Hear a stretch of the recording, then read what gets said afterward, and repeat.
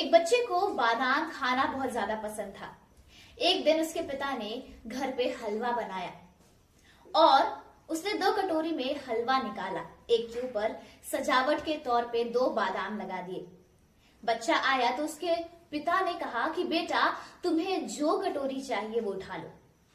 बच्चे को बादाम बहुत ज्यादा पसंद थे, इसलिए उसने बादाम वाली कटोरी उठा ली। उन्होंने जब हलवा खाना शुरू किया तो ऊपर के 2 बादाम खाने के बाद बच्चे को और कोई बादाम नहीं मिले अपनी कटोरी में, लेकिन उसके पिता की कटोरी में बहुत सारे बादाम निकले। ये देखकर बच्चा थोड़ा सा नाराज हो गया।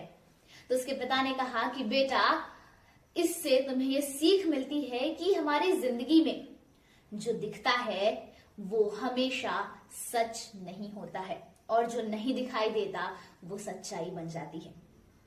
फिर कुछ दिनों बाद उसके पिता ने दोबारा से हलवा बनाया। फिर से 2 कटोरियों में उसे निकाला। एक के ऊपर सजावट के तौर पे 2 बादाम लगा दिए और दूसरी कटोरी को खाली छोड़ दिया। बच्चा आया और इस बार उसने बिना बादाम वाली कटोरी उठाई।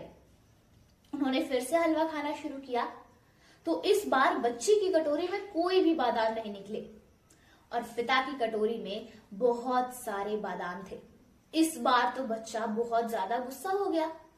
तो पिता ने कहा कि बेटे, हमारे पुराने एक्सपीरियंस को ही अगर हम लेकर चलते रहे तो जिंदगी के नए मोड़ पे हम बार बार हार जाएंगे।